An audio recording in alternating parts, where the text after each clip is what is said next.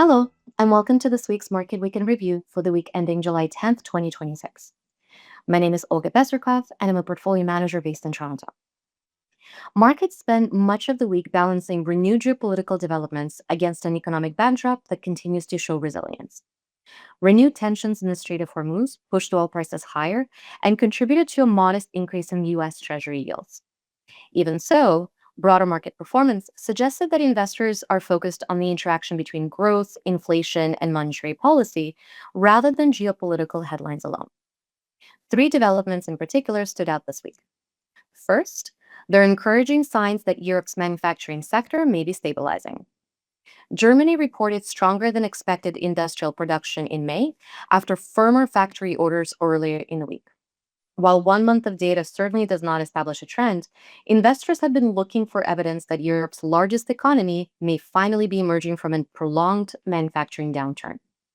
Why is that important? Over the past year, global growth has relied heavily on the resilience of the US economy. A sustained improvement in European manufacturing would broaden the sources of global growth, support earnings across a wider range of markets, and reduce dependence on a single region to drive economic activity. For investors, that's constructive development because a broader global expansion typically creates a healthier environment for diversified portfolios. The second theme continues to be inflation, which remains the key macroeconomic issue for markets, but the drivers of inflation are becoming increasingly regional. This week, renewed attacks on commercial shipping in the Strait of Hormuz reminded investors that geopolitical developments remain an important source of energy price volatility.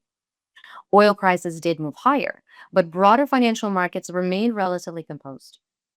Markets increasingly appear to view these episodes as intermittent disruptions, rather than the beginning of a sustained conflict that would materially disrupt global energy supplies.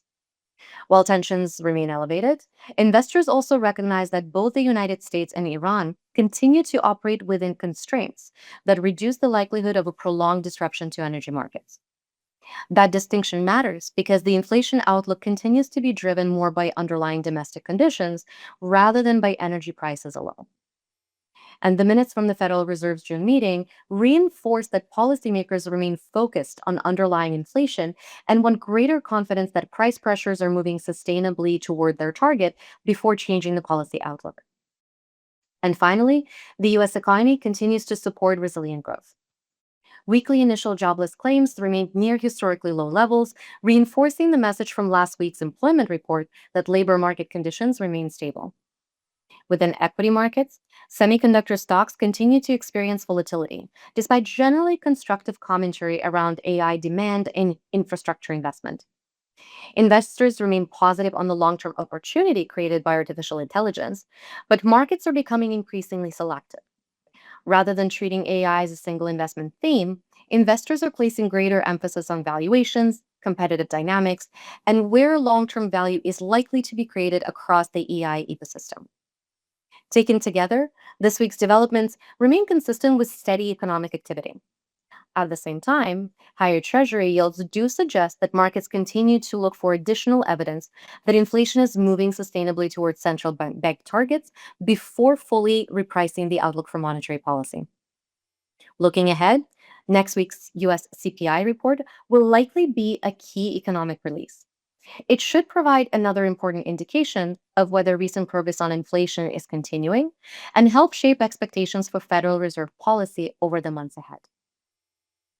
Overall, this week's developments reinforce two important themes. One, economic fundamentals and monetary policy continue to exert a greater influence on markets than periodic geopolitical flare-ups.